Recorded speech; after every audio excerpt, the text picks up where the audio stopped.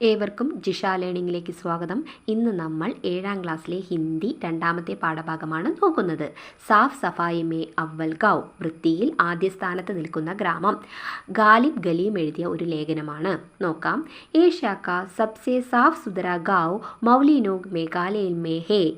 साल 2003 में इस गांव को एशिया के सबसे साफ सुथरा गांव के तौर पर चुना गया. इस गांव की सबसे बड़ी खासियत यह है कि यहाँ की सारी साफ सफाई गांव वालों खुद की करते हैं. स्वच्छता के लिए यहाँ के लोग किसी तरह से प्रशासन पर निर्भर नहीं है.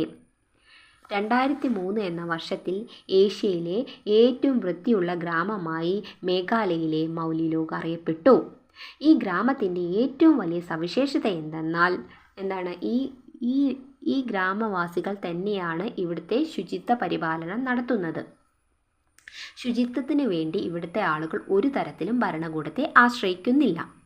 മനസ്സിലായല്ലോ? ഇനി അടുത്ത ഭാഗത്തേക്ക് നോക്കാം. इस छोटे से गांव से प्लास्टिक पूरी तरह से प्रतिबंधित है. पूरे गांव में जगह जगह बांस से बने हुए डस्टबिन लगा गया है.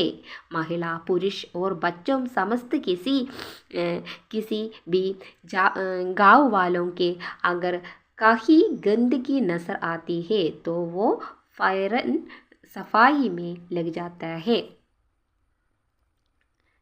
ഈ ഗ്രാമത്തിൽ പ്ലാസ്റ്റിക് പൂർണ്ണമായി നിരോധിച്ചിരിക്കുന്നു.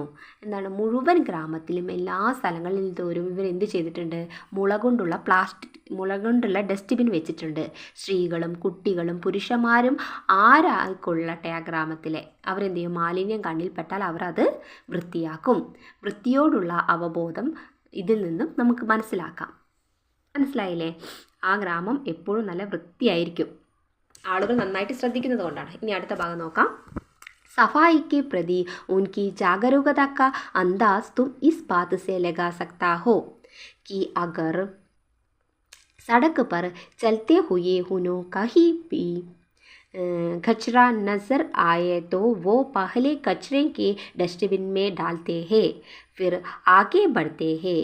यहाँ लोग अपने घर से निकलने वाले कूड़े कचरों को भी डस्टबिन में जमा करते हैं और फिर उसे एक जगह इकट्ठा कर खेती के लिए गात की तरह इस्तेमाल करते हैं. വൃത്തിയോടുള്ള അവരുടെ അവബോധം നമുക്കിതിൽ നിന്ന് മനസ്സിലാക്കാം അല്ലേ? നടന്നു പോകുമ്പോൾ എവിടെയെങ്കിലും മാലിന്യം കണ്ടാൽ അവരെന്ത് ചെയ്യും? ഡസ്റ്റ്ബിന്നിൽ നിക്ഷേപിക്കും.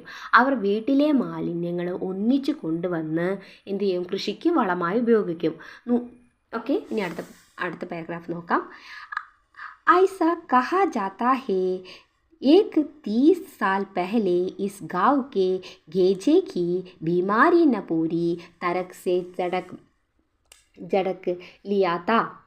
मेडिकल सुविधा न होने की वजह से इस बीमारी के छुटकारा पाने के एकमात्र उपाय था सफाई करना.